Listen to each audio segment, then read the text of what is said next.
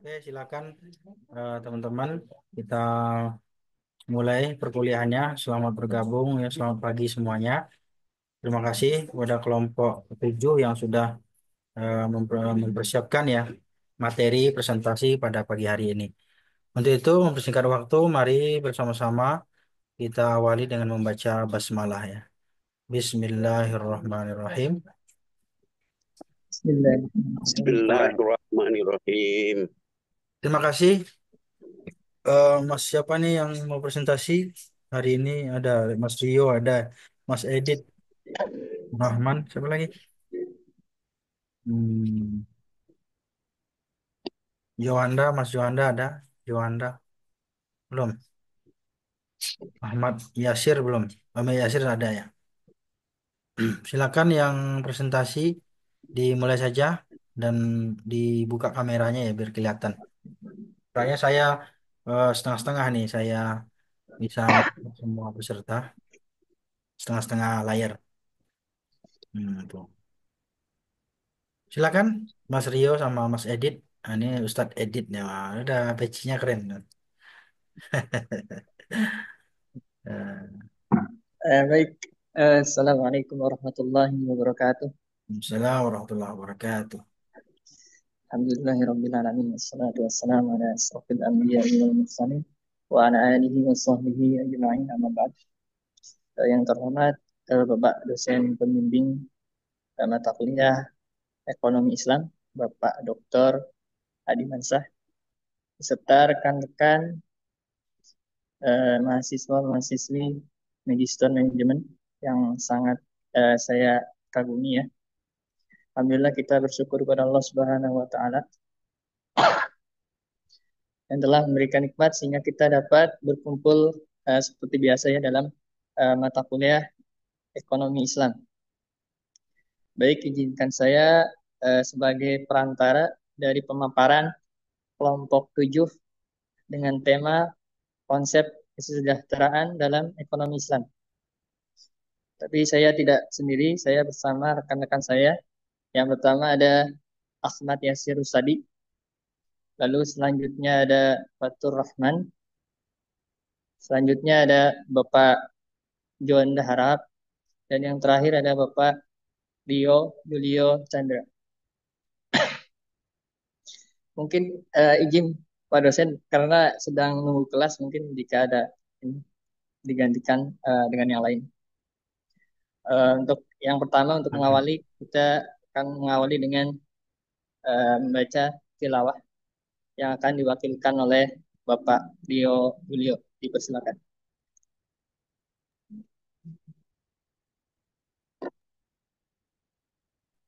Terima kasih kepada Pak Edit dan izin pada saya mulai perkuliahan kita pagi hari ini. Kita membacakan Quran Surah Al-Nahl ayat 97.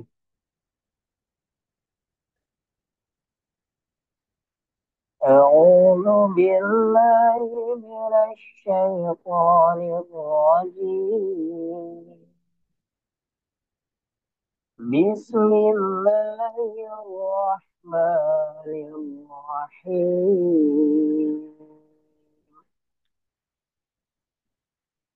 من عمل صالحا من ذكر أو أنثى وهو مؤمن فلنحيينه وهو مؤمن فلنحيينه حياة طيبة ولنجزينه أجرهم بأحسن ما كانوا يعملون. فإذا قرأت القرآن فاستعذ بالله من الشيطان الرجيم. إنه ليس له سلطان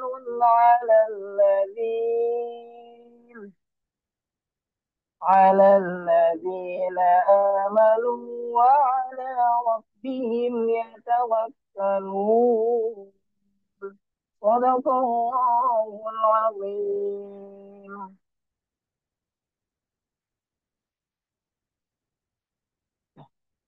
Boleh Pak dilanjutkan ke Pak Edit sebagai moderator. Terima kasih. Baik, terima kasih untuk Pak Rio. Semoga dengan tilawah kita menambah keberkahan pada pertemuan pada hari ini. Baik, tidak panjang lebar, kami akan mulai dari yang pertama, yaitu makna kesejahteraan dalam ekonomi Islam.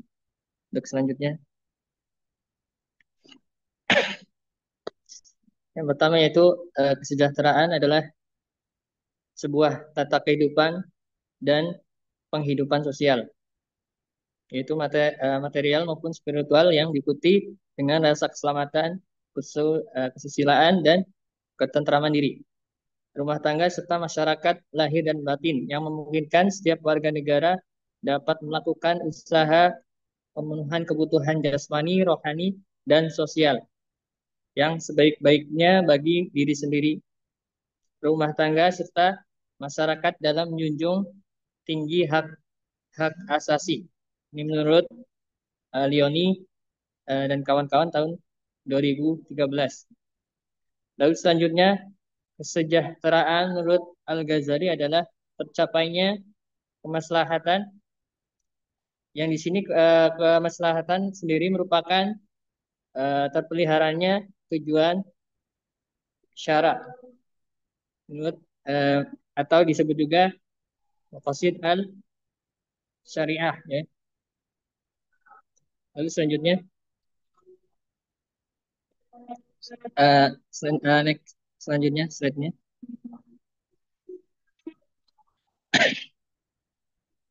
yaitu kesejahteraan akan diberikan oleh Allah Subhanahu wa taala jika manusia melakukan apa yang diperintahkannya dan menjauhi apa yang dilarangnya. Ini menurut Samsudin tahun 1994, dan dijelaskan dalam surah An-Nahl ayat 97 yang tadi telah dibacakan oleh Pak Rio, ya, yaitu man amila salihan min dzakarin aw untha wa huwa mu'minun falanuhyiyannahu hayatan thayyibah wa lanajziyannahum ajrahum bi ahsani ma kanu ya'malun.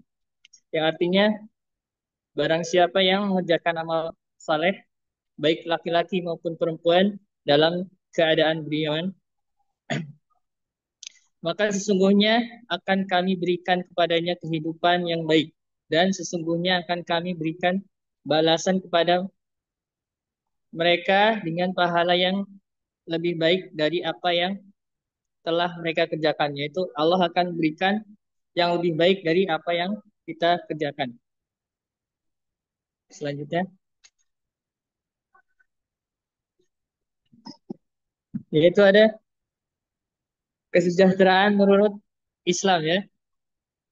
Di sini menurut Pusat Pengkajian dan Pengembangan Ekonomi Islam atau P3EI, kesejahteraan menurut Islam mencakup dua pengertian, yaitu yang pertama ada kesejahteraan holistik dan seimbang, yaitu di sini kecukupan materi yang didukung oleh terpenuhinya kebutuhan spiritual serta mencakup individu dan sosial, yaitu dijelaskan sosok manusia terdiri atas unsur fisik dan jiwa. Karenanya kebahagiaan haruslah menyeluruh dan seimbang di antara keduanya. Demikian pula manusia memiliki dimensi individual sekaligus sosial, yaitu manusia akan merasa bahagia jika terdapat keseimbangan di antara dirinya dengan lingkungan sosial. Lalu yang kedua ada kesejahteraan di dunia dan akhirat atau disebut juga falah ya. Sebagai manusia tidak hanya hidup di alam dunia saja tetapi kita akan menunggu ya. Akhirat itu menunggu kita. Yaitu sudah pasti kita akan meninggal ya. Dari kecukupan materi di dunia ditunjukkan dalam rangka untuk memperoleh kecukupan di akhirat, yaitu untuk apa yang kita dapatkan di dunia itu untuk bekal kita di akhirat nanti. Jika kondisi ideal ini tidak tercapai, maka kesejahteraan di akhirat tentu lebih diutamakan.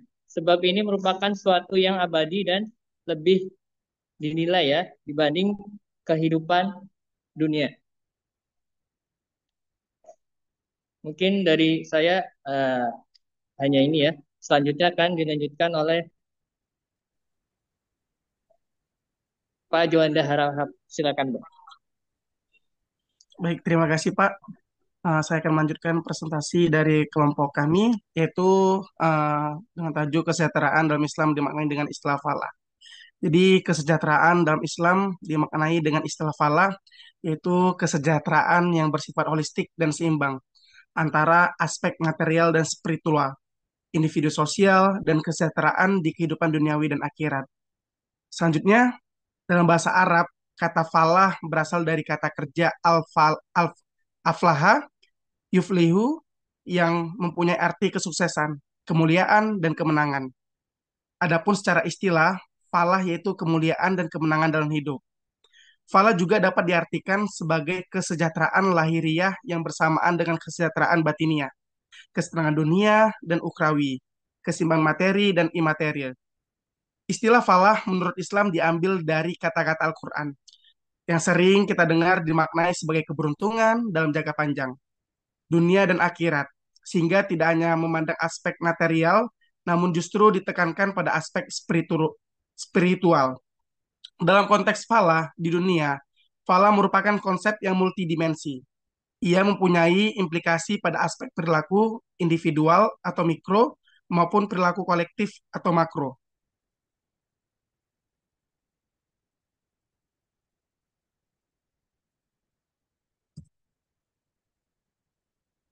Aspek kesejahteraan. Al-Quran menyebutkan beberapa subjek yang menjadi perhatian utama dalam kesejahteraan, yaitu yang pertama, bagaimana membebaskan semua insan yang terperbudakan. Sebagaimana dipahami bahwa perbudakan adalah sesuatu sistem yang memarginalkan peran manusia, membelagu kebebasan untuk menentukan pilihan sendiri, sehingga menutup tuh untuk meningkatkan kesejahteraan bagi dirinya maupun lingkungan sekitarnya. Dan jika hamba saya yang kamu miliki menginginkan perjanjian dengan pembayaran, maka buatlah perjanjian dengan mereka jika kamu mengetahui ada kebaikan pada mereka.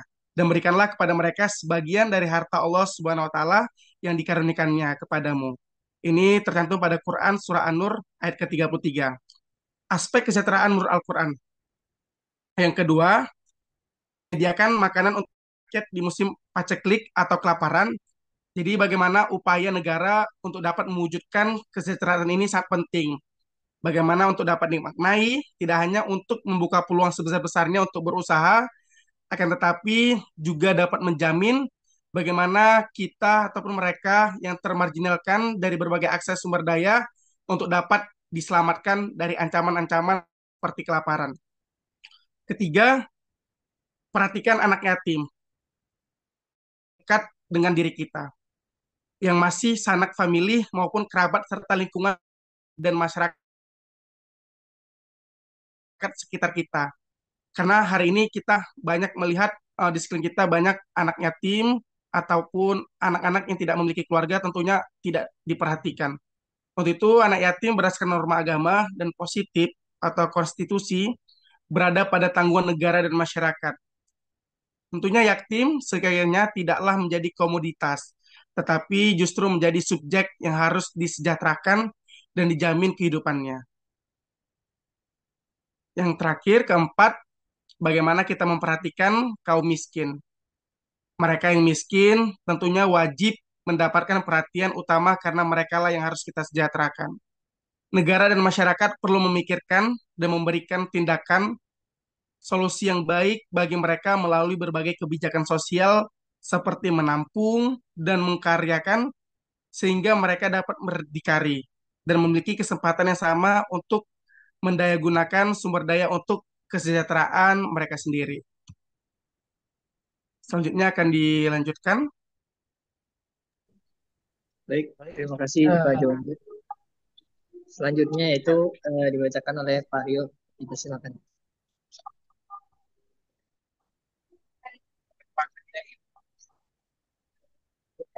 Mohon Pak Fatur ya, silakan Pak Fatur. Iya, ya baik. Bismillahirrahmanirrahim. Assalamualaikum warahmatullahi wabarakatuh. Saya akan melanjutkan presentasi dari kelompok kami yang aplikasi kesejahteraan dalam ekonomi Islam. Dalam ekonomi Islam, konsep kesejahteraan tidak hanya dilihat dari sisi materi, tetapi juga melibatkan keseimbangan antara aspek spiritual, sosial, dan ekonomi. Beberapa contoh aplikasi kesejahteraan dalam ekonomi Islam antara lain, pertama adalah zakat. Zakat adalah salah satu pilar dalam ekonomi Islam yang berfungsi untuk mendistribusikan kekayaan kepada yang membutuhkan, sehingga mengurangi kesenjangan ekonomi. Dengan mendistribusikan sebagian dari kekayaan yang dimiliki kepada orang yang kurang mampu, zakat dapat meningkatkan kesejahteraan sosial dan mengurangi kemiskinan. Selain itu, zakat juga membantu memperlancar sirkulasi uang dalam masyarakat, menjaga stabilitas ekonomi. Bagaimana tercantum di beberapa surah dalam Al-Quran, anjuran berzakat seperti surat Al-Baqarah ayat 2, surat At-Taubah, dan surat At-Taubah. Ya, next.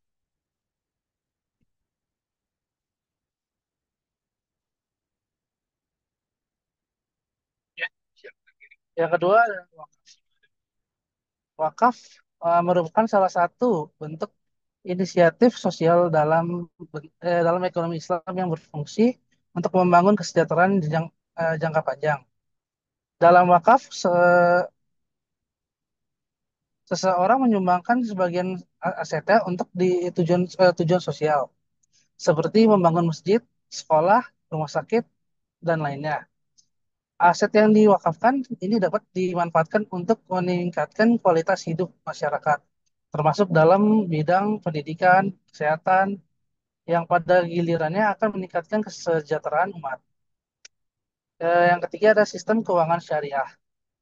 Keuangan syariah beroperasi dengan prinsip-prinsip yang menghindari riba atau bunga, gahar, ketidakpastian, dan masyir, spekulasi.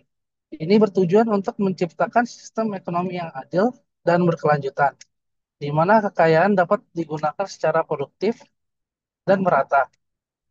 Misalnya dalam pembiayaan syariah seperti mubadarah, mubadarabah, dan musyarakah menguntungkan terdapat prinsip bagi hasil yang tidak hanya menguntungkan satu pihak, tetapi juga menguntungkan masyarakat secara luas. Dengan menghindari ketidakadilan yang ditimbulkan oleh bunga dan spekulasi, sistem keuangan syariah berupaya menciptakan kesejahteraan dan yang merata.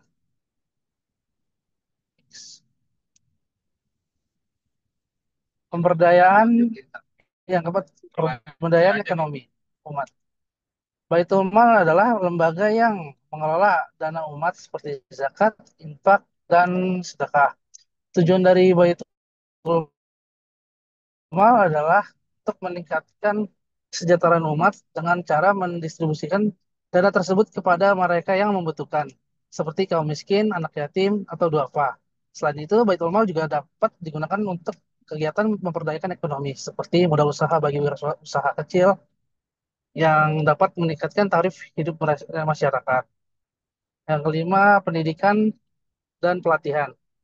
Dalam ekonomi Islam, penting untuk meningkatkan kualitas sumber daya manusia. Oleh karena itu, investasi dan pendidikan investasi dalam pendidikan dan pelatihan menjadi sangat penting dalam menyediakan pendidikan yang baik dan pelatihan keterampilan individu dapat meningkatkan kemampuan produktivitasnya yang pada akhirnya akan menciptakan kesejahteraan jangka panjang bagi masyarakat.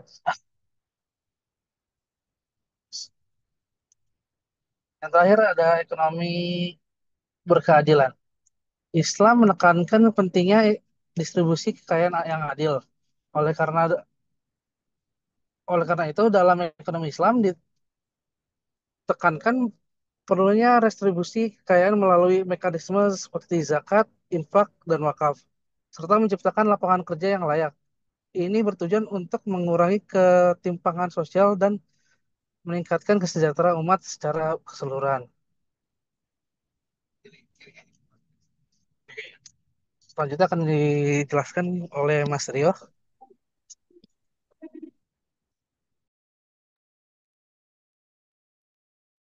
Terima kasih eh, teman-teman sebelumnya yang sudah menjelaskan teman-teman seperjuangan di kelompok 7. Dan siang manilah lah buat Pak Fatur yang lagi di jalan dan bapak-bapak yang lain.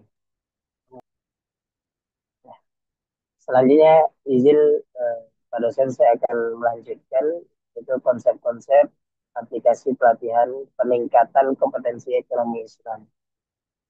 Sebenarnya berbicara konsep-konsep aplikasi pelatihan ini tidak terlepas dengan apa yang sudah disampaikan di awal terkait eh, ekonomi yang tanpa riba, kemudian berkeadilan dan larangan iwaran juga. Gitu. Nah di sini ada beberapa hal yang ingin kami sampaikan bahwasanya konsep kesejahteraan dalam penerapan pelatihan peningkatan kompetensi ekonomi Islam itu mengacu pada upaya untuk meningkatkan kesejahteraan individu, masyarakat, dan umat secara keseluruhan melalui pemahaman dan penerapan prinsip-prinsip ekonomi Islam. Peningkatan kompetensi ini tidak hanya berfokus pada aspek materi saja, juga mencakup aspek moral, sosial, dan spiritual yang sesuai dengan ajaran Islam. Uh, Selain itu, sebenarnya landasan uh, filosofis yang perlu kita pahami bahwasanya aspek-aspek dalam pelatihan ini ada tiga hal yang perlu kami sampaikan bahwasanya ada uh, landasan tauhid, ketauhidannya seperti apa yang sesuai dengan tauhidnya ajaran Islam itu sendiri.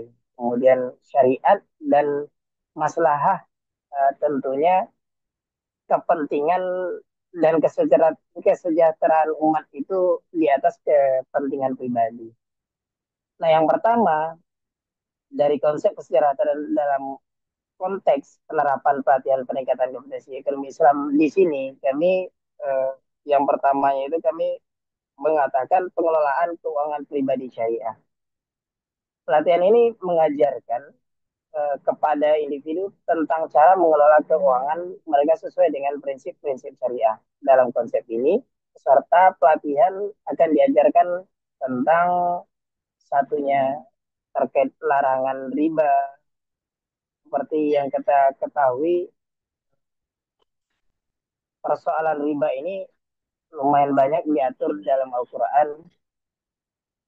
Salah satunya dalam Al-Quran surah Al-Baqarah ayat 275-276 di mana orang-orang yang makan riba atau mengambil riba tidak dapat berdiri melainkan seperti berdirinya orang-orang yang kemasukan setan lantaran tekanan penyakit gila. Keadaan mereka yang demikian itu adalah mereka berkata ataupun berpendapat sesungguhnya jual beli itu sama dengan riba padahal Allah telah menghalalkan jual beli dan mengharamkan riba. Nah, kemudian juga ada surah Al-Baqarah 278-279, surah Ali Imran ayat 130, dan Quran surah An-Nisa ayat 161, beserta Quran surah Ar-Rum ayat 39. Banyak hal di dalam Quran yang menjelaskan tentang riba, tentang larangan riba. Nah, dalam konsep pelatihan di sini tentunya pemahaman yang seperti ini yang akan disampaikan bahwasanya perihal riba itu memang hal yang paling dilarang dalam Islam dan bagaimana menjadikan harta yang kita miliki itu ya harta yang bersih. Kemudian perencanaan keuangan yang melibatkan penggunaan zakat, infak, sedekah sebagai alat distribusi kekayaan. Hal ini sebenarnya sudah juga dijelaskan oleh teman-teman di awal terkait zakat, dan dijelaskan oleh Mas Fatur. Kemudian yang ketiga, pembiasaan syariah. Pembiasaan syariah ini termasuk produk seperti murabahah, jual beli dengan marjil, mudarabah, kemudian musyarakah, pelatihan pelatihan seperti ini bertujuan untuk membantu peserta memahami bagaimana mengelola keuangan pribadi tanpa melanggar prinsip-prinsip syariah itu sendiri. Boleh next, Mas Yolanda. Nah, yang selanjutnya itu penerapan dari etika bisnis Islam. Penerapan etika bisnis itu seperti apa? Ada tiga hal yang eh, kami buatkan, yaitu pelatihan yang berfokus pada penerapan etika dan prinsip moral dalam bisnis yang sesuai dengan ajaran Islam itu sendiri. Dalam konsep ini, tentunya peserta akan belajar tentang kejujuran, baik itu untuk dirinya pribadi ataupun dalam kalangan sosial, dalam berbisnis, serta larangan berbohong dalam transaksi. Perihal kejujuran menyangkut perihal trust yang akan membuat seseorang malah sulit untuk percaya kembali. Karena kejujuran bisa menjadi perihal penting, satu hal yang sangat penting dalam menjalani kehidupan sekarang. Makanya dalam etika bisnis pun perlu. Kenapa banyak bawahan yang kemudian tidak dipercayai sepenuhnya oleh pimpinannya, itu persoalan kejujuran itu sendiri. Kemudian tanggung jawab sosial, bagaimana bisnis dapat memberikan manfaat kepada masyarakat, bukan hanya untuk kepentingan pribadi. Nah, ini perihal masalah tadi di awal yang menjadi landasan filosofis kita. Kemudian larangan praktik ketidakadilan, seperti penipuan, eksploitasi, monopoli dalam bisnis, serta pelatihan yang bertujuan untuk menciptakan lingkungan bisnis yang tidak hanya menguntungkan secara ekonomi, tetapi juga memberi dampak positif secara sosial dan moral. Yang selanjutnya yaitu pemberdayaan ekonomi melalui zakat, infak, dan wakaf ataupun ziswaf. Dalam konsep ini, pelatihan bertujuan untuk meningkatkan kompetensi masyarakat dalam memahami dan memanfaatkan zakat, infak, dan wakaf sebagai instrumen pemberdayaan ekonomi yang mencakup satu, penyuluhan tentang kewajiban zakat dan cara perhitungannya seperti apa yang sesuai dengan syariat Islam. Kemudian pengelolaan dana wakaf itu untuk kepentingan sosial seperti pendirian lembaga pendidikan ataupun rumah sakit serta lembaga sosial lainnya. Hal ini sebenarnya sebagai kita bisa ambil contohnya apa yang dilakukan oleh Muhammadiyah hari ini tentang pengelolaan yang dilakukan oleh Lazismu. Kemudian penggunaan dana infak untuk membantu program-program pengentasan kemiskinan dan pembiayaan ekonomi umat, serta pelatihan ini akan membantu masyarakat dalam memanfaatkan instrumen ini secara efektif untuk mendukung kesejahteraan ekonomi sosial. Boleh next?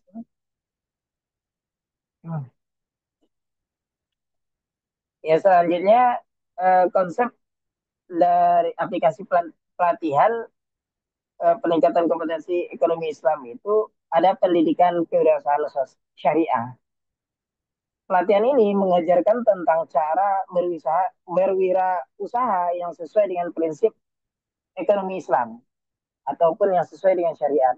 beberapa hal yang diajarkan dalam pelatihan ini, eh, satu, pendekatan halal dalam perwirausahaan, penggunaan bahan baku, serta produk yang sesuai dengan hukum syariah itu sendiri.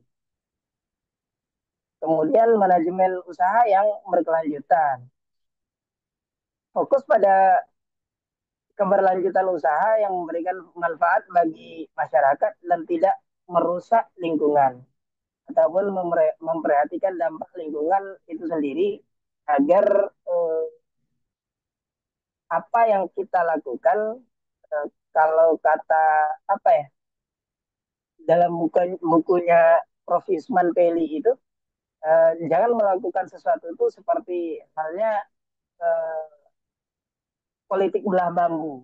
Ketika kita ingin naik, kemudian satunya diinjak. Nah, kemudian skema pembiayaan syariah, pengenalan tentang skema pembiayaan usaha seperti mudharabah, kemudian dan musyarakah, serta pelatihan ini bertujuan untuk menciptakan wirausahaan yang tidak hanya sukses secara finansial, tetapi juga sesuai dengan prinsip etika Islam itu sendiri. Nah, terakhir yaitu investasi syariah. Pelatihan investasi syariah ini memberikan pemahaman tentang cara berinvestasi yang sesuai dengan prinsip ekonomi Islam. eh, Beberapa konsep yang diperkenalkan dalam pelatihan ini antara lainnya, satu, instrumen investasi syariah itu sendiri, seperti suku, kemudian saham syariah, reksa dan syariah, serta dan real estate syariah. Analisis pasar berdasarkan prinsip syariah, kemudian menghindari investasi dalam perusahaan yang terlibat dalam kegiatan haram, seperti minuman khamar yang mengandung alkohol, kemudian perjudian, dan riba. Nah, kemudian yang ketiga itu etika dalam berinvestasi. Mengedepankan keberlanjutan, keadilan, dan kesejahteraan sosial dalam kegiatan investasi.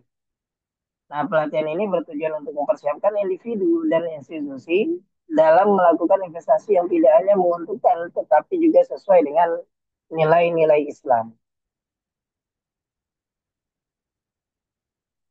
Kemudian, masih ada ya, tadi saya bilang terakhir, ternyata banyak. Kemudian keuangan mikro Islam, pelatihan ini bertujuan untuk meningkatkan kompetensi dalam pengelolaan keuangan mikro berbasis Islam. Fokusnya adalah pada upaya pengentasan kemiskinan dan pemberdayaan ekonomi masyarakat kecil melalui penyediaan pembiayaan tanpa riba kepada UMKM, kemudian sistem pembiayaan berbasis bagi hasil atau mudharabah yang lebih adil dan menguntungkan kedua belah pihak, serta pendidikan tentang pengelolaan keuangan bagi pengusaha kecil, termasuk manajemen arus kas dan strategi pengembangan usaha, di mana pelatihan ini bertujuan untuk memperkuat sektor UMKM dengan memberikan akses pembiayaan yang adil dan berbasis syariah. Hal ini sangat diperlukan eh, agar pemberantasan kemiskinan kayaknya di negara ini bisa dilakukan kalau memang ada yang serius dalam perihal ini. Kemudian pengelolaan dana sosial Islam, di mana pelatihan ini mengajarkan tentang pengelolaan dan sosial berbasis Islam seperti Ziswaf tadi, untuk tujuan pemberdayaan ekonomi syariah, pengelolaan dan distribusi dana zakat, kemudian optimalisasi penggunaan infak dan sedekah, serta manajemen lembaga sosial Islam. Boleh Pak Juanda? Nah, ini baru terakhir ini. Perbankan syariah dan pembiayaan syariah. Pelatihan ini fokus pada pengenalan sistem perbankan syariah dan cara-cara pembiayaan yang sesuai dengan hukum Islam. Peserta pelatihan akan memahami prinsip dasar perbankan syariah, ya seperti yang kita sampaikan di awal tadi, eh, larangan riba, prinsip bagi hasil, mudharabah dan keadilan dalam transaksi. Kemudian produk-produk perbankan syariah serta manajemen risiko dalam pembiayaan syariah itu sendiri. Dengan adanya pelatihan-pelatihan seperti ini, diharapkan dapat meningkatkan kompetensi masyarakat dalam memahami dan menerapkan prinsip-prinsip ekonomi Islam secara lebih luas, serta dapat memberikan kontribusi pada kesejahteraan ekonomi umat secara keseluruhan.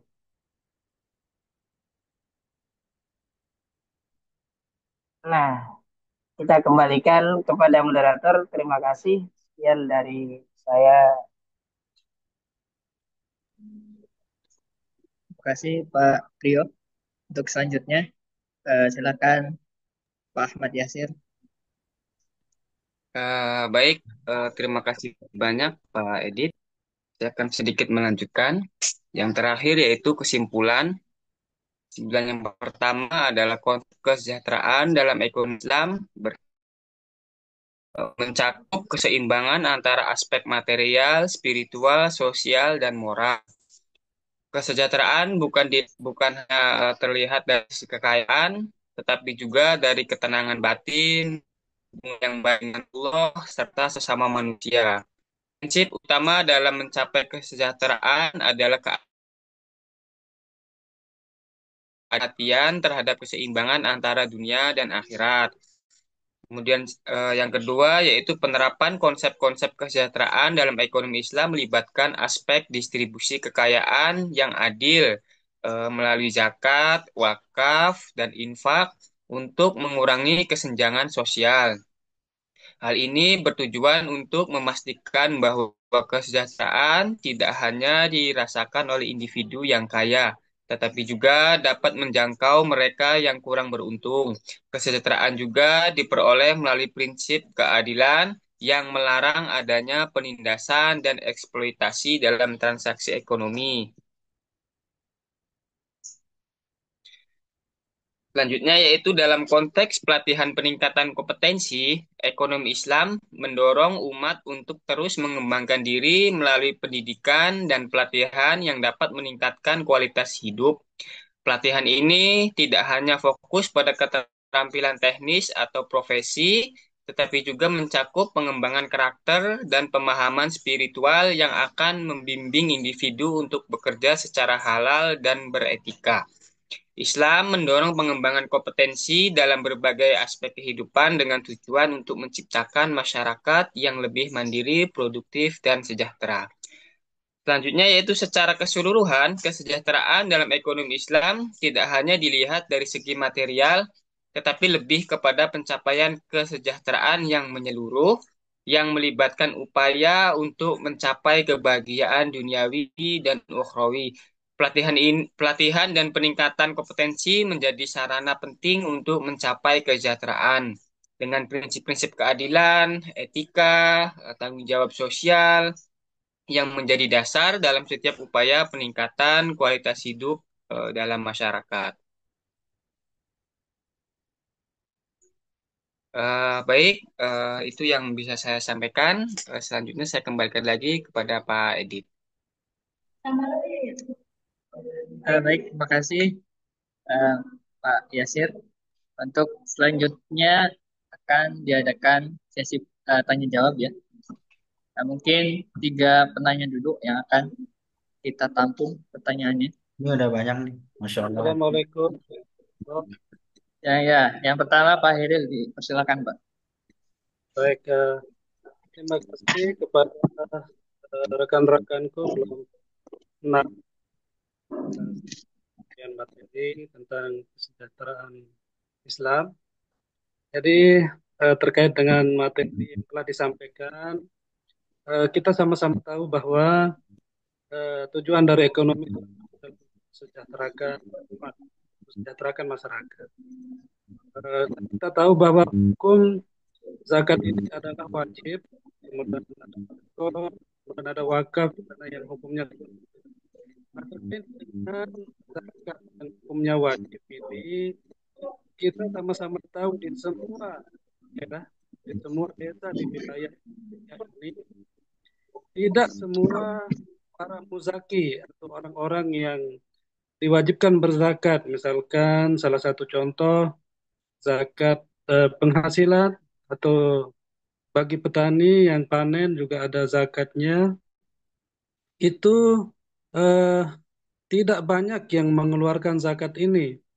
Padahal kalau zakat ini dikeluarkan, semua diwajibkan sesuai dengan hukumnya, itu wajib. Mungkin apa yang menjadi tujuannya yaitu untuk mengurangi kesenjangan antara yang kaya dan miskin ini akan segera tercapai begitu. Tapi permasalahannya tidak semua para muzaki ini mengeluarkan zakat itu. Nah, kemudian di sini bagaimana peran dari pemerintah?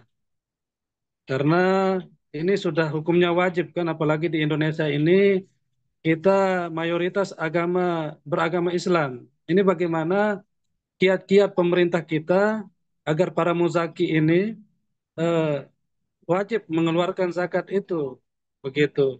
Kemudian yang kedua terkait dengan negara kita juga diwajibkan membayar pajak, ada PPN, PPh dan lain-lain.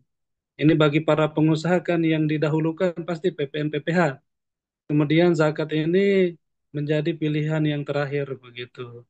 Nah, bagaimana kemudian zakat yang merupakan hukumnya wajib bagi orang yang beragama Islam yang termuat di dalam Al-Qur'an, kemudian yang dibimbing dalam hadis itu kemungkinan bisa merata di seluruh Indonesia ini diterapkan begitu. Sehingga masalah kesejahteraan bagi umat ini terpenuhi. Dan yang terakhir tadi terkait dengan Badan Amil Zakat selaku penyalur zakat nih. Ini bagaimana ketransparanan kepada masyarakat kita? Apakah perlu diumumkan kepada masyarakat berapa zakat-zakat yang diperoleh? Kemudian bagaimana transparasi penyalurannya kepada masyarakat? Mungkin itu saja dari saya untuk sama-sama kita diskusikan. Terima kasih. Wassalamualaikum warahmatullahi wabarakatuh. Waalaikumsalam warahmatullahi wabarakatuh. Terima kasih Pak Hairil atas pertanyaannya. Kedua Baik, saya, soalnya kan Pak ya, pertanyaannya kedua ya. banyak ya. Gimana kalau Kedua satu saya orang nih. satu pertanyaan dulu? Kedua Ya saya lebih nih. baik seperti itu ya, lebih baik ya. Kedua saya, Pak. Bentar, sebentar dulu. Kan moderator ditunjuk, mungkin di antara Iya, ini dibagi. ya soalnya sudah dicatat betul Pak dosen urutannya. Mohon izin Pak dosen. Yang kedua Pak Haji, itu silakan. Bukan saya. Ya, baik. Terima kasih untuk pemateri. Eh, izin bertanya, tadi sebenarnya agak menyambung sedikit tentang pertanyaan Mas Hairil yang kedua ya, mengenai pajak PPN 12% yang mungkin sekarang lagi menjadi problematik gitu. Sedikit yang ingin saya tanyakan, kira-kira gimana gitu sikap kita dalam menghadapi atau mengantisipasi atau perspektif pemerintah ini bagaimana gitu, terutama mengenai ekonomi Islam. Tentu kan mengenai produk halal itu pasti ikut terdampak gitu. Akhirnya menjadi penurunan masyarakat dalam mengkonsumsi produk-produk halal gitu. Nah, itu bagaimana perspektif kita dalam menanggapi hal tersebut dan bagaimana uh, ekonomi Islam itu memandang hal tersebut gitu untuk mengantisipasi menurunnya daya beli masyarakat gitu. Yang kita ketahui dalam data itu daya beli masyarakat menurun gitu. Apalagi ketika nanti dengan pajak 12% gitu. Bagaimana pemateri uh, mendefinisikan gitu untuk mengantisipasi hal agar daya. Mungkin itu aja. Terima kasih.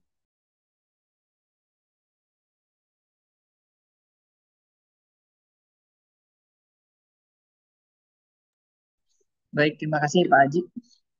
Untuk yang ketiga dari Bunia, dipersilakan. Baik, Bismillahirrahmanirrahim. Terima kasih atas kesempatannya. Izin bertanya kepada kelompok 7. Tadi dijelaskan tentang konsep aplikasi pelatihan peningkatan kompetensi ekonomi Islam. Nah, saya mau bertanya, menurut kelompok 7, apakah strategi untuk memastikan pelatihan kompetensi yang ekonomi Islam tersebut dapat diakses oleh masyarakat luas, bukan hanya kalangan profesional tertentu? Terima kasih.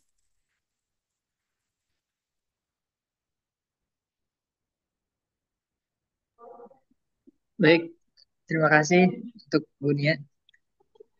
Untuk selanjutnya, kelompok 7, silakan jika ada yang ingin menanggapi.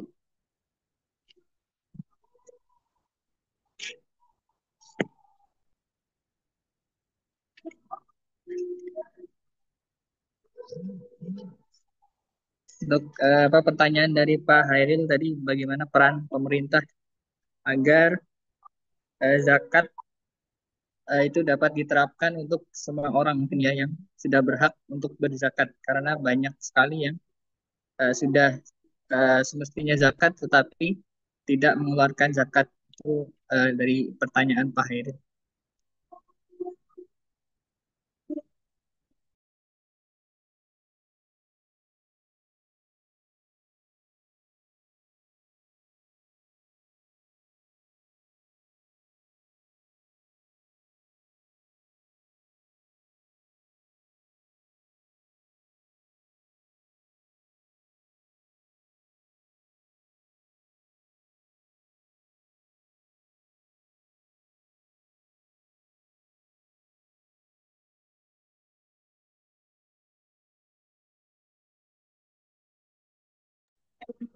Dipersilakan. Eh, Boleh izin saya sedikit menjawab pertanyaan. Baik, Pak Yasir, silakan. Saya akan menjawab pertanyaan yang terakhir ya dari Ibu Nia, yaitu bagaimana strategi kompetensi pelatihan ini dapat diakses oleh masyarakat luas. Eh, Memang merupakan sebuah tantangan ya dari ekonomi Islam ini untuk sebuah eh, pelatihan atau konsep ini dapat diakses oleh masyarakat luas. Karena tantangan di dalam hal ini banyak ya.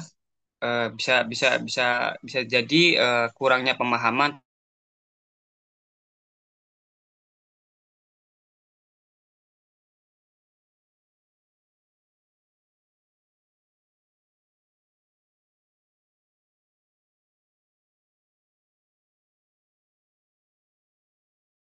Kemana suaranya?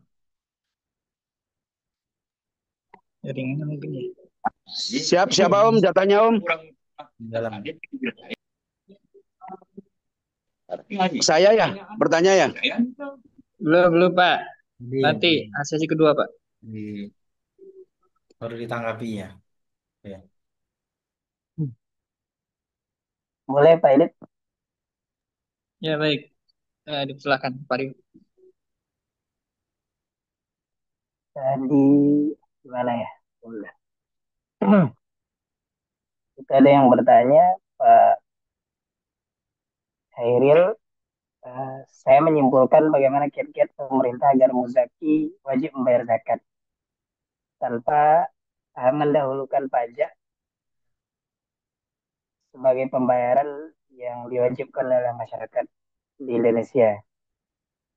Kemudian ada yang kedua itu bagaimana perspektif kita dalam menghadapi PPN, pajak pertambahan nilai meningkat 12% yang sejatinya berdampak terhadap eh, para pelaku ekonomi Islam yang kemudian tentunya akan mengganggu praktek dari ekonomi Islam sendiri.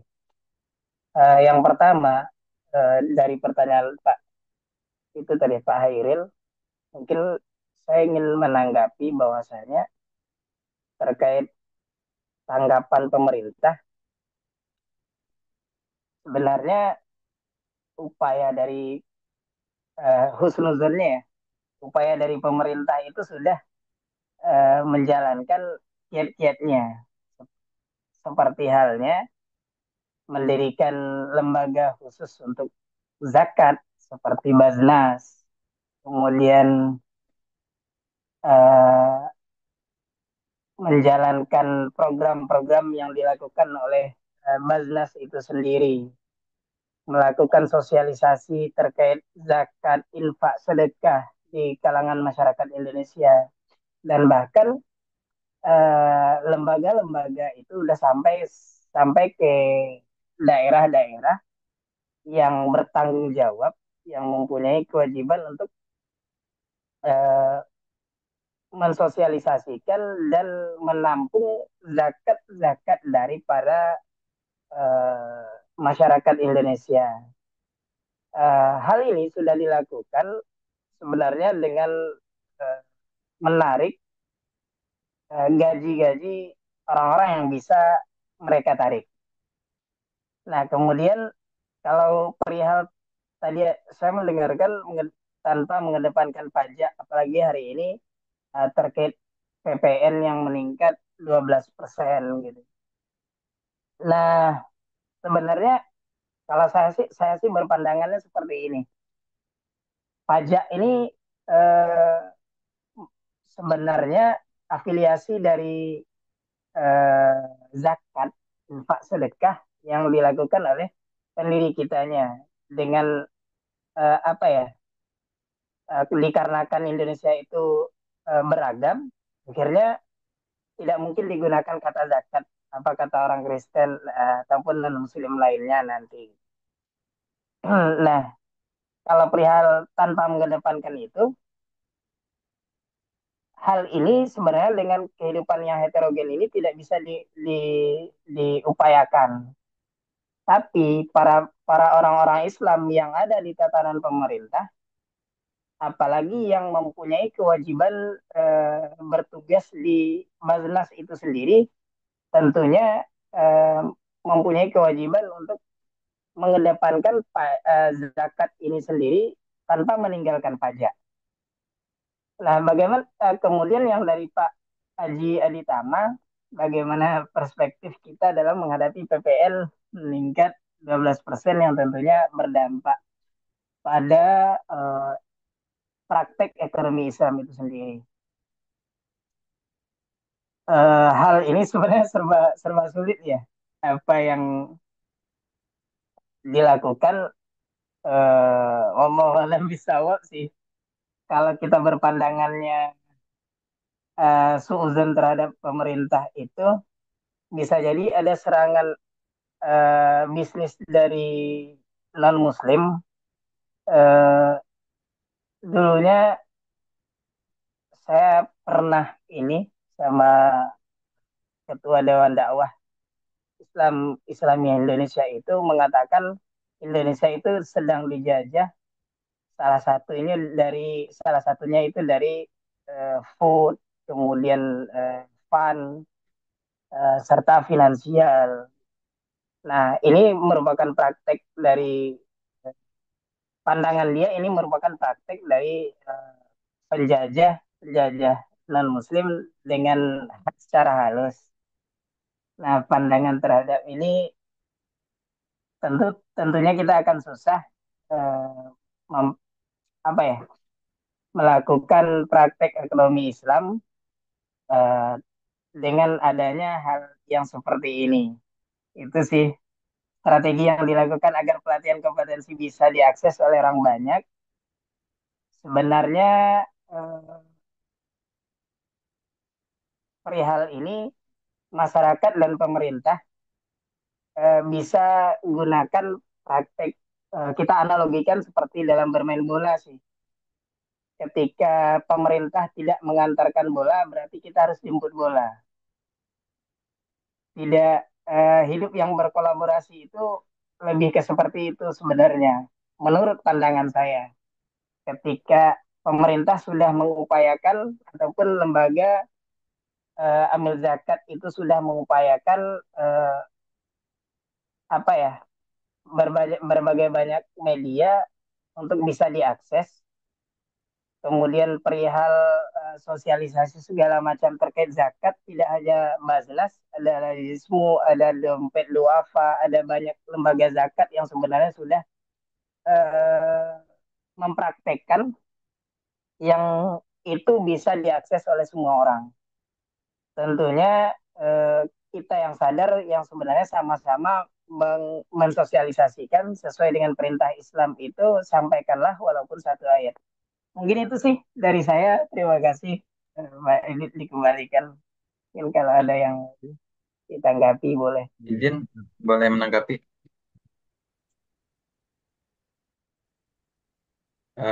Tum Rio, Mas Yo, Ya boleh, boleh Pak. eh, gini Mas Yo, berarti kan otomatis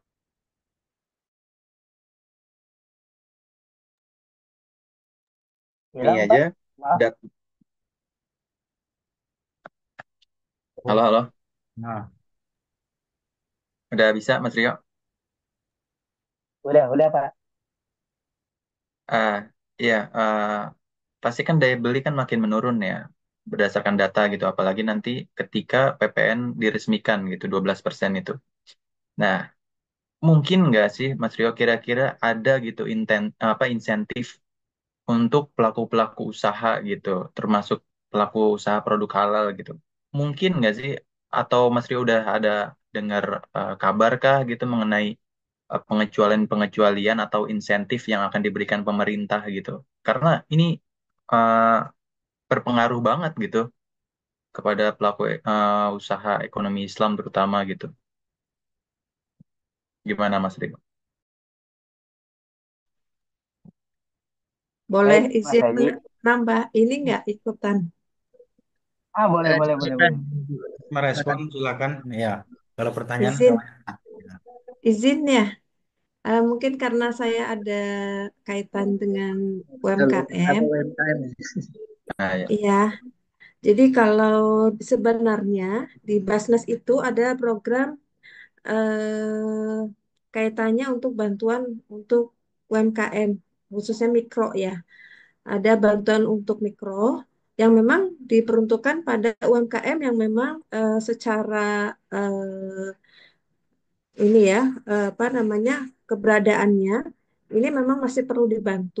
Jadi kalau misalnya di kami itu ada namanya PK atau perempuan kepala keluarga, yaitu orang yang berkecimpung itu adalah perempuan di mana suaminya itu satu tidak ada, meninggal, ada juga yang suaminya itu memiliki keterbatasan fisik sehingga tidak bisa bekerja, apakah itu sakit. Ada juga memang suaminya yang, mohon maaf, kurang bertanggung jawab. Jadi dalam program Basnas itu sebenarnya ada kaitannya support untuk para UMKM. Mungkin kalau misalnya, karena ini kaitannya pertanyaan Pak Aji ya, ada hubungannya terkait dengan bagaimana program Basnas menyentuh kepada program UMKM. Walaupun secara komprehensifnya itu sebenarnya sangat kalau kebijakan PPN itu sangat merugikan ya dengan kenaikan pajak tersebut. Mohon maaf ini sedikit nyambung. Terima kasih. Makasih, Baik, Mbak. terima kasih dari Berarti bidang dengan upaya itu pun belum tentu apa ya, belum tentu bisa efektif gitu ya Mbak ya. Karena PPN 12% ini emang rumit gitu. ya memang pemerintah yang menentukan jadinya Iya. warga Jadi hanya bisa. mm, Kita closing dulu PPN biar nggak oke. pusing. Ya, makasih.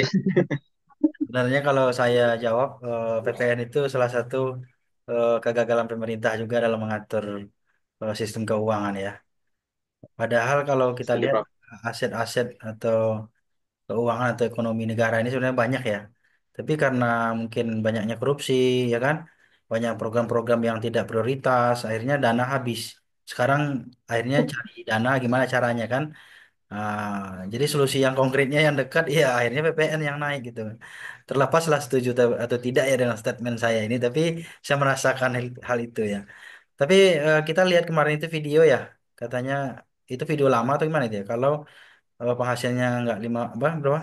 50%, 500 juta ya. Kalau di bawah itu katanya nggak kena apa itu, kata Bu Menteri Sri Mulyani ya. Itu video lama atau kapan itu? Nggak kena pajak katanya, nggak kena PPN atau nggak kena PPh atau pajak 21, macem-macem lah ya. Tapi eh, kayaknya sepertinya apa namanya sekedar hanya informasi saja kalau saya lihat ya. Buktinya eh, semuanya tetap berjalan gitu ya. Apalagi kan masalah ini kenaikan pajak ini. Itu mungkin bisa jadi video-video lama atau gimana nggak tahu juga. Tapi itu asli kayaknya itu penyampaiannya Bu Sri Mulyani itu ada videonya beredar viral itu.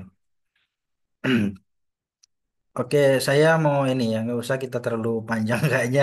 Ini kebijakan pemerintah ini susah juga kita kritisi ya sebagai mahasiswa, hanya bisa membahas ya.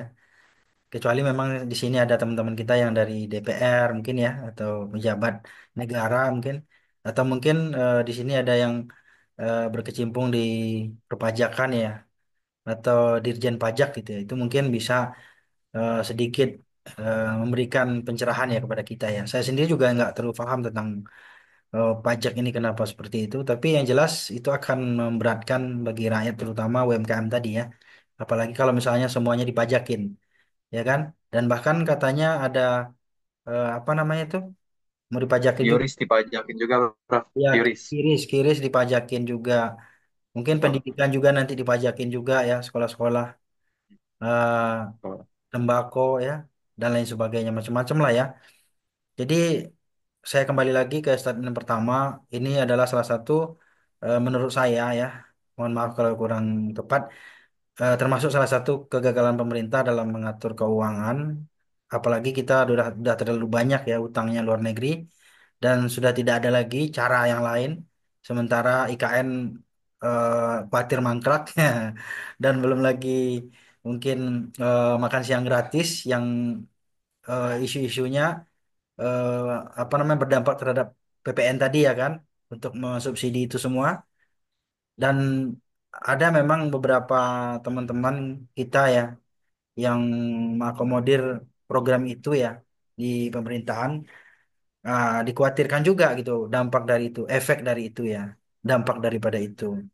Akhirnya semuanya eh, apa namanya menjadi ini gitu ya, menjadi terdampak kepada itu pajak-pajak yang tadi, yang kenaikan tadi. Apalagi kalau kita lihat ya, kalau yang namanya pajak ini kan orang berarti kan suatu kewajiban yang harus ditunaikan segera gitu ya. Kalau pajak kan sulit juga orang lari. Kalau orang nggak berzakat mungkin nggak ada sanksi negara gitu ya, hukum gitu ya. Tapi kalau pajak kan orang kesannya eh, sangat tegas gitu ya. Karena jelas eh, apa undang-undangnya dan aturannya gitu ya, sistem yang ada di negara kita. Walaupun sebenarnya zakat juga ada ya, ada juga aturannya ya, tapi tidak mengikat seperti halnya pajak gitu. Kemudian tadi juga saya ingin komentari, sebenarnya kalau ini saya setuju tadi itu Mas siapa Mas Aji atau gimana? Itu kalau pajak itu memang kalau zakat itu memang diberdayakan atau tadi siapa tuh yang di Basnas juga Bu Raihatul ya. Kalau seandainya zakat ini memang diberdayakan, apalagi sekarang kan potensi zakat itu luar biasa besar ya. Dan kita ingat sejarah bahwa Rasulullah SAW juga kan dulu ya pada zaman beliau, zaman sahabat-sahabatnya juga bahkan negara bisa dibangun dari dana zakat ya. Kalau seandainya semua orang-orang kaya itu yang berduit yang memang sudah wajib berzakat itu mengeluarkan semua zakatnya, saya rasa potensi zakat ini bisa melebihi daripada pajak ya. Saya pernah ikut seminar tentang zakat itu sangat luar biasa, potensinya itu besar banget. Apalagi kan kita mayoritas umat Islam ya. Cuman masalahnya kan lagi-lagi yang megang uang yang paling banyak itu bukan umat Islam juga gitu ya. Jadi akhirnya kembali lagi gitu ya. Orang-orang mohon maaf gitu di luar Islam, Cina misalnya kan, para orang asing gitu yang ada di negara kita gitu ya. Jadi akhirnya eh, itu tadi kembali lagi gitu ya. Agak susah gitu ya untuk menegaskan atau menekankan terhadap pembayaran zakat ini. Seandainya pun itu ditekankan, toh kita lihat banyak yang megang dana itu bukan orang kita juga, orang Islam gitu. Dan kalau nggak salah itu dari informasi dari pajak ya, kalau kita berzakat itu ada nilai pengurangan ya dari pajak ya, kalau nggak salah itu. Tapi ya Siap. semuanya ini masih kompleks banget ya, kalau kita diskusikan nggak bakalan selesai ya. Ini perlu seminar berhari-hari mungkin kalau untuk mencari solusinya. Izin, Apalagi, Prof. ya ya Pak Yusuf. Nambahin. Mungkin mengomentari saja eh, ya, kalau bertanya udah siap. wajar. Ya, Nambahin terkait masalah pajak, Prof. Saya salah satu tim pemateri di eh, apa tuh di 08, Prof. Waktu kemarin pertama yang tidak setuju kenaikan ya, pajak itu adalah saya, Prof. iya, Insya Allah. Nah, argumentasi saya adalah satu, kita melihat bahwa negara-negara lain itu pajak itu cuma sampai di 7%, 8%. Nah, di kita malah justru naik jadi 12%. Pertama saya kenceng, Prof, di situ karena di situ dari Dirjen Pajak juga ada waktu itu kan. Nah, saya sampaikan bagaimana kita jadi pemenang persaingan global kalau pajak kita lebih dari negara-negara lain. Saya bilang itu pertama. Di sisi lain lagi juga adanya pembiayaan yang juga masih bunga bagi hasilnya juga masih tinggi. Kalau kita konversiin dengan persentase. Nah, ternyata ada sedikit perubahan waktu itu karena barang mewah yang dikena pajak 12% itu adalah barang-barang mewah yang bagian yang tidak masuk di kebutuhan-kebutuhan pokok. Nah, saya bilang, tapi kan konteks dalam hilirisasi itu nanti ada yang menjadi bahan apa tuh barang mewah, saya bilang itu kan. Ternyata tidak, yang untuk kebutuhan masyarakat yang ke bawah itu tidak, Prof. Akhirnya ada perubahan-perubahan lah, dari 12% itu ada pengurangan-pengurangan item yang dikenakan PPN 12%. Tujuan pemerintah itu katanya sih untuk pemerataan terkait masalah ketimpangan di mana antara mereka-mereka yang biasa hidup hedon dan menggunakan barang-barang mewah ini hampir pajaknya sama. Nah, saya debat lagi di situ, Prof. Saya sampaikan saat ini saja hampir pengusaha kita itu dari sekian 10 wajib pajak itu 4 itu nggak mau untuk jujur itu, 4 sampai 5 itu, Prof. Jadi 50% wajib pajak ini. Nah, saya sampaikan juga, apakah ini tidak lebih baik diturunkan 7% sehingga orang wajib pajak itu cenderung akan taat dan patuh terhadap pajak itu sendiri. Dan paling tidak, yang tadinya tidak jujur, yang kurang lebih dari hasil hasil diskusi kita sama teman-teman pajak itu, Prof. Itu banyak pengusaha-pengusaha yang tidak jujur terhadap bayar pajak.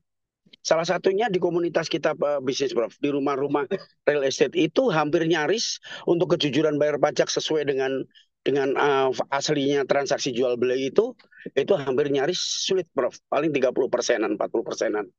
Nah, ini yang menjadi saya kemarin itu. Nah, kira-kiranya belum sampai saat ini belum ada titik temu, malah sudah disahkan untuk menjadi naik jadi 12%. Itu, Prof. Terima kasih, Prof. Siap, siap. Ini kita nambah informasi lagi ya. Ya, memang makanya kemarin itu kan beberapa tahun ada namanya amnesty ya. Karena itu tujuannya sebenarnya itu. Cuman kan lagi-lagi kan kejujuran tadi ya. Kalau sedapat mungkin mereka nihil gitu loh. Maksudnya ada penyembunyian-penyembunyian aset dan lain sebagainya, atau dibagi-bagi atas nama orang lain ya, pembantunya dan lain sebagainya. Nah, atau dipisah-pisah gitu ya, di apa namanya tempatnya, supaya tidak terlacak gitu ya. Nah, inilah susahnya kan kalau untuk maju itu, yang salah satunya ya kejujuran itu tadi. Kalau pajaknya seperti itu ya kan, orang pembayarnya udah nggak jujur, ada yang bayar tapi digunain nggak jujur juga, akhirnya kan nggak ada yang benar jadinya kan. Jadi yang bayar berupaya untuk mengecilkan pembayaran pajaknya, yang udah dibayar pun kadang-kadang mohon maaf gitu ya, banyak juga salah penempatan gitu ya, pemanfaatan pajak itu. Tapi ya itu tadi mungkin ya, untuk saat ini kita berhusnuzon aja dulu pemerintah gimana modelnya. Mudah-mudahan ya itu tadi, kita berharap memang kalangan-kalangan elit atau mewah tadi itu yang dapat 12%, sementara yang ini yang UMKM ke bawah, apalagi yang tadi usaha-usaha mikro ya, jangan sampai juga mereka mendapatkan beban yang sama gitu ya. Otomatis ini kan apa namanya, termasuk yang menzolimi. Dan lagi-lagi memang tadi konsep kesejahteraan itu belum masuk berarti ya. Kalau memang rakyat kita dibebani pajak seperti itu, ya sementara di luar negeri tadi diceritakan ada yang 7% dan bahkan ada yang di bawah itu ya, lebih minim lagi. Tapi dengan segala fasilitas-fasilitas yang didapatkan di negara itu kan. Nanti kalau kita bilang gitu nanti Allah ya udah kalau gitu ente pindah negara aja gitu. Nah, jadi gitulah gitu. Jadi kita ini memang serba sulit ya teman-teman ya. Tapi paling tidak ini sudah membuka wawasan kita. Silakan, mungkin ada yang mau komentar lagi. Saya boleh Ya, Mas. sedikit nggak Pak? Halo? Ya, silakan suaranya jelas. Baik. Eh, ini Pak Dosen. Jadi sebetulnya kalau dilihat salah satu root cause-nya ya, salah satu akar masalahnya sebetulnya kembali lagi ke rakyat ya. Kenapa demikian? Karena sebetulnya isu pajak 12% ini kan sudah mencuat di awal tahun 2024 sebelum pemilu, bahkan di tahun 2023 juga sudah masuk ke pembahasan gitu. Dan dari fraksi yang di DPR itu yang menolak itu cuma satu, ya fraksi PKS saja, dan yang lainnya menyetujui untuk dinaikkan menjadi 12%. Dan ini juga kemudian di 2024 saat kampanye saat itu kan juga sudah disosialisasikan juga ke masyarakat bahwa akan ada kenaikan pajak 12% dan seterusnya. Nah, tapi kemudian rakyat lagi-lagi memilih untuk mengambil opsi melanjutkan apa namanya kebijakan yang memang sudah dibahas ini gitu. Sehingga kemudian dengan Pilpres kemudian rakyat memilih untuk melanjutkan semua kebijakan ya dengan konteks keberlanjutan gitu. Nah, kemudian saat sekarang kebijakannya memang diterapkan, kemudian rakyat rame-rame melakukan protes ya. Bahkan yang protes ini juga kebanyakannya salah satunya juga dari yang mendukung ini gitu ya, yang mendukung keberlanjutan ini gitu. Nah, maka sebetulnya kembali lagi bahwa di dalam Islam itu sangat penting juga terkait pendidikan politik ya. Jadi tidak serta-merta hanya sekedar masalah ekonomi, tapi kemudian politik juga menjadi sesuatu yang penting sehingga ini menyadarkan bagaimana kita memilih pemimpin yang akan kemudian mengambil kebijakan-kebijakan yang lebih pro kepada rakyat. Itu sih Pak, memandang dari sisi jadi bahkan akan ada keterangan juga kan bahwa rakyat itu akan diberikan pemimpin sesuai dengan apa namanya istilahnya rakyat itu sendiri gitu. Itu sih Pak, terima kasih. Setuju. Prof, bisa nambahin, Prof? Nah, silakan lanjut. Kalau dari perspektif ekonomi Islam, Prof ya, terkait masalah pembahasan pajak, memang di dalam Islam itu tidak ada yang namanya pajak, adanya zakat, infak, sodako, dan sedekah. Jelas di situ. Akan tetapi mau tidak mau karena kita dalam konteks bernegara, maka kita bisa mengambil satu mungkin apa ya terobosan sudut pandang kita terhadap bagaimana kenyataan yang memang kita sudah harus jalani, yaitu satu, bagaimana caranya ke depannya adalah prinsip keadilan dari penggunaan pajak itu sendiri, yaitu tentunya dipergunakan untuk masyarakat yang tidak membebani masyarakat yang lemah, itu pertama. Yang kedua adalah prinsip kebersamaan, Prof. Pajak harus digunakan untuk kepentingan bersama, tidak hanya untuk kepentingan penguasa atau apa tuh ke konglomerasi saja. Yang ketiga adalah prinsip pengelolaan. Nah, pengelolaan harus transparansi agar dampak dari kenaikan pajak ini yang mau tidak mau karena sudah menjadi keputusan bersama secara politik, akhirnya itu harus dikelola dengan transparansi. Nah, itu salah satu bagaimana tata kelola pajak berdasarkan pemahaman kita, walaupun toh tidak ada dalam ajaran agama kita, akan tetapi inilah kenyataan dalam konteks bernegara kita. Lalu solusinya harus bagaimana?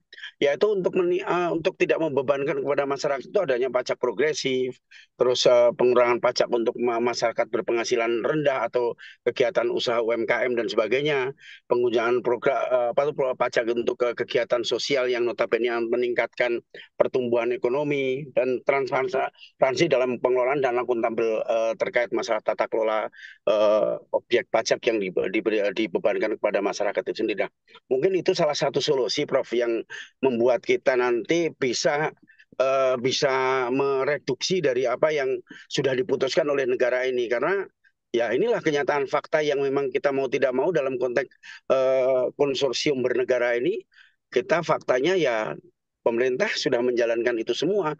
Karena saya protes terkait beberapa kali ketika jadi narasumber pun, walaupun toh saya ada di dalam relawan 02 dulu, ternyata juga posisinya hanya pengurangan beberapa item produk yang menjadi pengurangan pajak yang tidak kena pajak 12%. Itu aja, Prof. Terima kasih, Prof. Siap, siap. Keren closingnya. Ya, terima kasih tambahannya Mas Yusuf ya. Ini udah pada hilang nih, tinggal sama Mas Yasir ini saya. Ya, yang lain gimana? Mungkin ada yang mau menambahkan lagi atau komentar? Saya rasa Boleh. untuk masalah pajak kita closing udah selesai dari Mas Yusuf tadi sebagai eh, penutup ya dan solusi ya untuk sementara ini. Kita berharap sih ada pengecualian-pengecualian lah gitu ya untuk rakyat kecil ini. Dan mudah-mudahan walaupun pajak ini naik, imbasnya juga nanti ke apa namanya dampak positifnya ke rakyat kecil juga kan gitu ya. Harapannya begitu. Ya, jadi eh, sehingga itu balance ya, seimbang ya. Eh, Walaupun tadi sebenarnya dalam Islam itu memang orang Islam itu kalau dalam sejarah Nabi ya dulu salah satu apa namanya penghasil keuangan negara itu memang diantaranya pajak. Tapi kalau orang Islam sendiri itu zakat ya. Tapi kalau orang yang di luar Islam jizyah tadi ya pajak itu ada pajak. Dalam Islam itu ada pajak. Cuman bukan orang Islam yang bayar pajak tapi orang yang di luar Islam gitu ya. Mereka Non-Muslim ya, Prof ya. non Muslim itu ada jizyah namanya. Jizyah. Jadi jizyah itu semacam pajak untuk diberikan pada negara untuk mereka mendapatkan keamanan dan fasilitas negara biar sama dengan orang Islam itu. Sementara orang Islam sendiri adalah zakat gitu. Cuman ya masalahnya kan dua-duanya juga nggak begitu jalan maksimal sebenarnya di negara kita ya. Termasuk zakat tadi juga gitu. Masih hanya sekian persen aja. Walaupun banyak potensi-potensi zakat itu di negara kita gitu ya.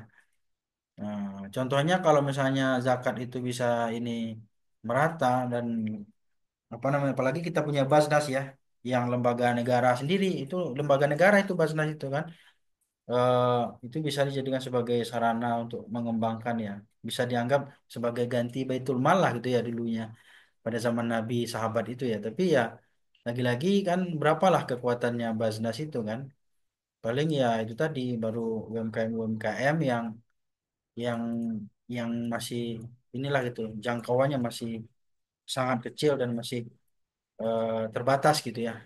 Tapi kalau pajak ini bahkan justru lebih besar sebenarnya posisinya. Oke, itu aja mungkin komentar terakhir saya juga. Mungkin barangkali saudara-saudara yang lain bisa memberikan apa komentarnya atau tanggapannya ya. Ini kan judulnya tentang kesejahteraan ya. Pada dasarnya boleh saja melalui zakat, melalui pajak ya silakan saja. Karena lagi-lagi mau nggak mau kan kita harus tunduk dengan negara ya aturan negara yang berlaku juga di negara kita, undang-undang dan juga eh, apa namanya aturan-aturan yang sudah ditetapkan oleh pemerintah. Saat ini kita ya masih berhusnuzon lah ya. Semua aturan-aturan itu tujuannya memang untuk negara ini supaya berkembang, supaya maju ya. Cuman mungkin ada sebagian golongan atau kelompok-kelompok yang memang eh, karena melihat gitu ya kekhawatiran-kekhawatiran yang berdampak terhadap masyarakat miskin atau orang-orang yang di bawah tadi ya UMKM tadi gitu. Apalagi semuanya kalau dipajakin tadi. Ya, oke itu eh, barangkali ya kita calling down lagi lah itu ngomongin pajak. Silakan yang lain atau mau ditambah lagi pertanyaannya ini ya Mas Rinal sama Muhammad Dahono ya. Mungkin bisa menyampaikan ya tambahan terkait dengan mungkin kita lebih spesifik ke kesejahteraan ya. Tapi nggak apa-apa, relevan itu masalah pajak itu kan kaitan dengan kesejahteraan juga kalau misalnya benar ya cara pengelolaannya itu ya.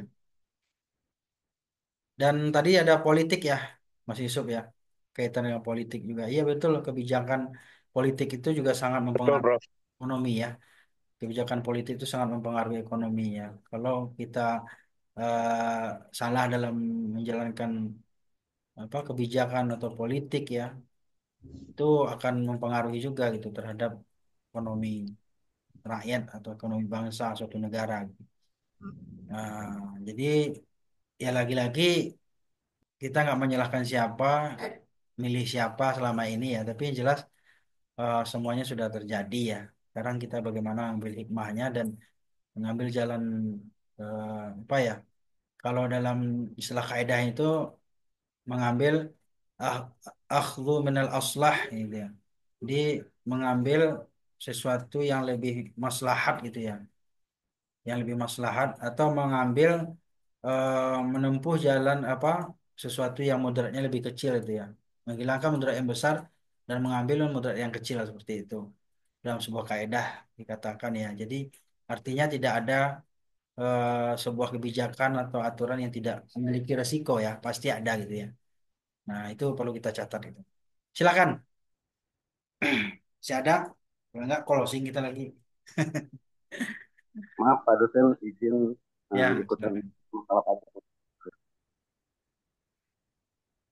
Nah, Ya, silakan. ya, terima kasih Pak dosen. Jadi untuk masalah pajak ya dalam ekonomi Islam kita sudah tahu sama bahwa dalam Islam itu memang tidak ada pajak, tapi itu tadi yang Pak dosen sebutkan hanya ada di bagi non Muslim. Untuk kebijakan tadi sudah disampaikan Pak Ade bahwa penyebabnya itu karena salahnya memimpin salahnya memilih mungkin dalam kebijakan uh, masalah pajak. Kemudian juga untuk masalah kita mau merubah kebijakan pemerintah itu pun juga uh, saya rasa uh, kurang mungkin juga ya karena sudah diputuskan oleh pemerintah. Paling yang bisa kita berikan hanya demo-demo aja itu. Itu juga buang-buang apa energi ya karena pemerintah saat ini kan solid ya pemerintah dengan DPR ini.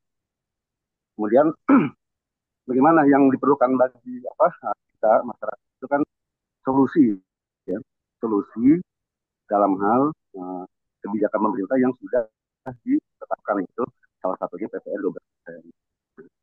Jadi bagaimana solusinya ya untuk masalah apa menjalankan kita harus menjalankan kan karena itu sudah kebijakan pemerintah. Namun ada solusinya. Jadi solusi itu ya kita masyarakat perlu juga belajar tentang pajak gitu. Kenapa harus belajar tentang pajak? Itu perlu karena kita tahu dalam perpajakan di Indonesia ini uh, melaksanakan sistem uh, self assessment, ya. Gitu. Bukan jadi menghitung sendiri kan, walaupun dari versi itu sudah ditentukan oleh pemerintah. Jadi di sini yang ada solusi yang bisa kita jalankan ya. Dengan self assessment ini, jadi menghitung sendiri pajak kita. Di situ ada uh, semacam apa uh, siasat-siasat.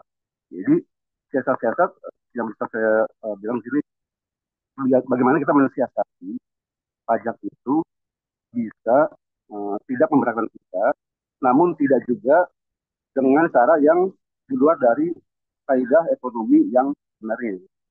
Dalam hal ini standar-standar akuntansi gitu ya. Nah, itu jadi menurut saya solusinya itu untuk saat ini karena memang sudah diterapkan uh, kita perlu belajar pajak. Makanya ada komunitas-komunitas yang membantu perpajakan ya, konsultan pajak ya, macam itu. Uh, kita tahu pajak itu memang sangat memberatkan dan kita tahu juga pajak itu merupakan apa? Kalau dalam bentuk kezoliman ya bagi masyarakat. Jadi yang bisa membantu perpajakan itu kita niatkan dalam rangka mengurangi kezoliman yang diterima oleh masyarakat. Gitu. Jadi biasanya ada itu trik-trik atau siasat-siasat bagaimana PPR-nya atau PPH-nya bisa tidak memberatkan bagi terutama pengusaha-pengusaha gitu. Begitu. Mungkin salah satu solusi yang bisa kita jalankan sementara baru itu. Karena untuk merubahnya pun kita saya rasa nggak mungkin. Itu sih menurut saya Pak Dosen. Terima kasih. Assalamualaikum warahmatullahi wabarakatuh. Waalaikumsalam warahmatullahi wabarakatuh. Terima kasih Pak Muhammad Dahono ya sudah memberikan komentar juga tentang salah pajak tadi ya. Tambahan, Prof. Ya, Mas Iwan, silakan. Baik, makasih. Yang pertama, kalau kita bicara masalah besarannya pajak, mau 10%, 11%, atau 20% itu hal teknis, kalau Prof. Tapi sebenarnya ada banyak ada hal yang sangat strategis, yaitu diamnya orang-orang baik, diamnya orang-orang pintar, diamnya orang-orang jujur, dan diamnya orang-orang yang berpihak kepada masyarakat kecil. Sehingga yang dikuasai oleh negara ini adalah oleh orang-orang yang tidak ada keberpihakan terhadap ekonomi kecil ini atau UKM. Inilah yang menyebabkan semua ini terjadi. Jadi sebenarnya sekali dengan perkataan Ali bin Abi Thalib ya, orang baik itu bisa dikalahkan dengan orang jahat dengan perencanaan yang baik. Dan ini sepertinya terjadi di negara kita, Prof. Jadi jadi saya lihat memang pemerintahan kita ini dari eh, pemerintahan satu ke pemerintahan satu ini memang oh, dia akan melihat sejauh mana masyarakat ini akan menekan. Jadi kalau kita diam atau masyarakat diam, ya sudah, produk-produk yang tidak berpihak kepada masyarakat kecil ini akan muncul. Contoh misalkan, ini kan ada undang-undang yang 12% ini kan sebenarnya sudah lama, sudah keluar lama dan sudah disahkan menjadi undang-undang. Dan masyarakat diam sebenarnya, tapi ketika ini sudah disahkan, baru gejolak gitu kan. Walaupun sebenarnya turunannya belum belum turun, Prof. Jadi undang-undang itu nanti akan ada turunannya, itu menjadi PMK, Peraturan Menteri Keuangan berkaitan dengan pengaturan pengaturan pajak barang mewah itu. Nah, itu turunannya belum turun sampai seperti ini, sampai saat ini. Nah, saya lihat memang yang sangat strategis adalah misalkan orang-orang keuangannya gitu loh. Menteri Keuangannya yang atau DPR-nya yang nyusun anggaran ini berpihak tidak sih kepada masyarakat kita gitu kan. Menterinya ini berpihak tidak sih dengan kita gitu kan. Dan ini saya lihat tidak kreatif gitu loh. Jadi tidak kreatif, jadi sederhana sekali, simpel. Kalau misalkan defisit anggaran APBN, ya sudah naikkan pajaknya gitu kan. Apalagi sekarang Dirjen Pajak kan ditargetkan hampir 136 triliun karena kekurangan anggaran itu. Jadi jadi Menteri Keuangannya terutama Sri Mulyani itu terlalu sederhana. Ketika kurang dana, ya udah bagaimana carinya pendapatan kita dengan menaikkan pajak atau menambah pajak yang lain gitu kan yang belum dikenakan pajak. Yang sangat hati-hati sekali, Prof. Lembaga-lembaga pendidikan itu yang didorong menjadi lembaga-lembaga bukan yayasan. Karena kalau dia nanti akan berubah menjadi sebuah lembaga usaha, itu dampaknya akan kena pajak itu. Jadi bagaimana kita bisa berkembang dan bisa maju? Apalagi kalau kita diberikan insentif. Kan bagus sekali tuh kalau misalkan Dirjen Pajak mengeluarkan insentif untuk UKM misalkan bagi pengusaha kecil yang jelas usahanya, yang cash flow-nya bagus, yang neracanya bagus, sudah berjalan misalkan di atas 2 tahun, diberikan insentif itu misalkan dalam bentuk dana bergulir atau bentuknya apa gitu kan. Nah ini baru kita tumbuh saja tidak mencapai 4,8 itu sudah kenakan pajak itu 0,5%. Jadi memang lagi-lagi saya lihatnya ini karena diamnya orang-orang baik, diam-diamnya orang-orang yang peduli terhadap orang-orang kecil, sehingga yang dikuasai di DPR itu ya orang-orang yang nggak ngerasain kita ini dok membangun bagaimana ekonomi ini bisa bangun, bisa bangkit gitu kan. Sehingga mereka ketika bikin menyusun undang-undang itu tidak merasakan perihnya di bawah. Nah, ini yang akhirnya terjadi sekarang ini. Benar sekali. Jadi bisa saja kita memang sedang di diatur oleh orang jahat yang punya perencanaan yang sangat hebat gitu. Itu statement saya sih. Makasih. Ya, Mas Iwan, ini sangat menyentuh juga ya. Kalau kita berbicara tentang tadi ya, diamnya orang-orang baik gitu ya. Mungkin sudah ada yang berbuat ya, Mas ya. Cuman mungkin karena dikelilingi oleh orang yang tidak baik, akhirnya kadang-kadang yang tadi niatnya baik jadi terkontaminasi juga gitu. Apalagi kalau misalnya oposisi ya, itu sulit juga sih kalau untuk apa undang-undang itu ya. Yang adanya kita nggak didengar juga gitu jadinya. Misalnya di DPR itu ya. Cuman ya karena itu tadi dominasi sama orang yang didominasi sama orang-orang yang tidak baik tadi, akhirnya sulit untuk meloloskan undang-undang atau apa namanya itu, kebijakan-kebijakan yang pro terhadap rakyat rakyat kecil khususnya gitu. Saya setuju ya yang tadi bahwa diamnya orang-orang baik atau diamnya orang-orang yang lurus gitu ya akan apa namanya akan leluasanya gitu ya orang-orang yang jahat atau memiliki keinginan-keinginan tertentu gitu ya. Sehingga mereka bisa berkuasa, menguasai, termasuk juga ekonomi tadi.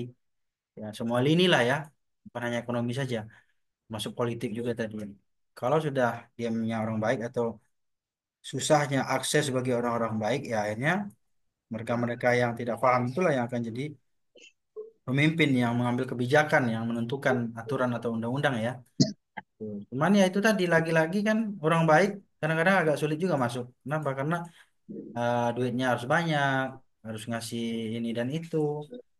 Kemudian juga ada lagi yang berkaitan dengan masalah apa namanya pembagian jatah, pembagian kursi dan lain sebagainya. Itu ya lagi-lagi itu tadi semuanya ada kepentingan gitu.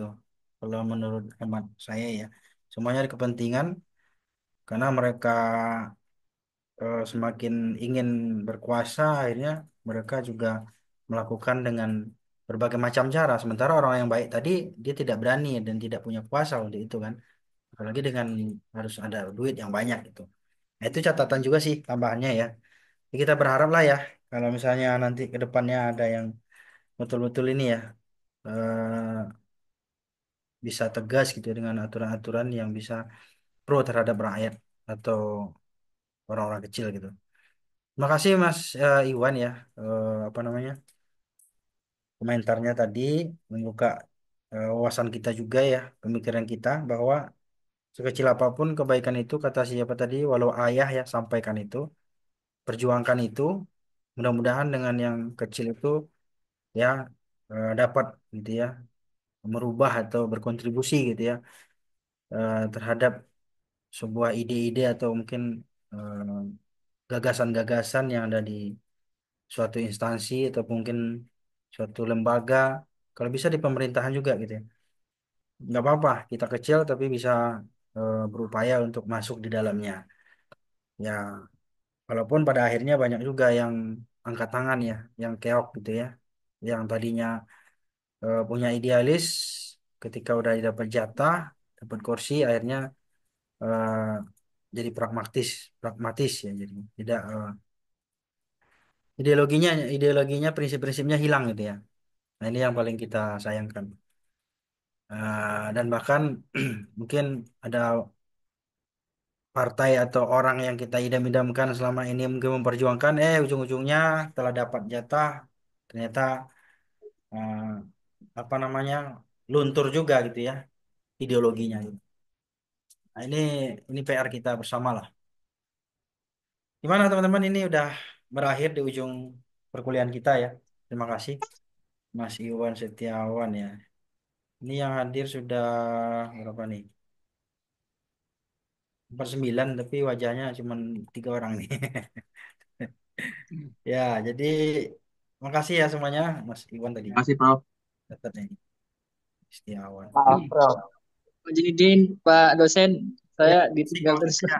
Atau Mbak Nia nih mau tanya kan nih, Mbak Nia? Saya ditinggal Eh, boleh juga nih, terakhir Pak. Pak Saya dosen yang kalau kalau boleh. jadi tadi nih. Silakan. Mau closing. Eh, ya, mohon izin Pak Edit ya. Kita kelompok yang presentasi di hari ini, eh, artinya apa yang kita sampaikan pada hari ini. Jadi secara keseluruhan kesejahteraan dalam ekonomi Islam yang telah kita sampaikan itu tidak dilihat dari segi material aja gitu. Terlebih dari kepada pencapaian kesejahteraan yang menyeluruh itu, kita melibatkan upaya yang untuk mencapai kebahagiaan duniawi dan ukhrawi. Jadi kesejahteraan ini kita mencoba untuk mencapai dari duniawi dan ukhrawi. Sehingga saya mencoba untuk berpikir beda ya, Prof. Jadi segala pungutan yang sifatnya legal ataupun wajib seperti zakat itu ya kita coba untuk berpikir sederhana gitu. Jadi apa yang kita dapatkan di dunia ini sebagian kita sisihkan untuk kebahagiaan kita di akhirat nanti gitu toh. Jadi kita berpikir untuk sederhana aja. Mau pajak berapa persen juga itu toh jadi pahala buat kita di hari akhirat. Apalagi zakat yang sifatnya wajib ya kita zakat aja sebanyak-banyaknya atau tambah lagi sodako. Seperti itu mungkin closing dari kelompok kita ya, Pak Edit ya. Jadi tidak tidak mengedepankan apa efek negatif yang akan terjadi. Ya, Kita betul. berbuat baik Yang saja positif dengan aja ya, Pak ya. ya. Yang Terima penting kasih itu aja pahala Pak Edit mengalir ya, dari Pak. Nah, kita ya. closing. Ya. Baik, terima kasih demikian presentasi dari kelompok 7. Mohon maaf, saya tinggal terus.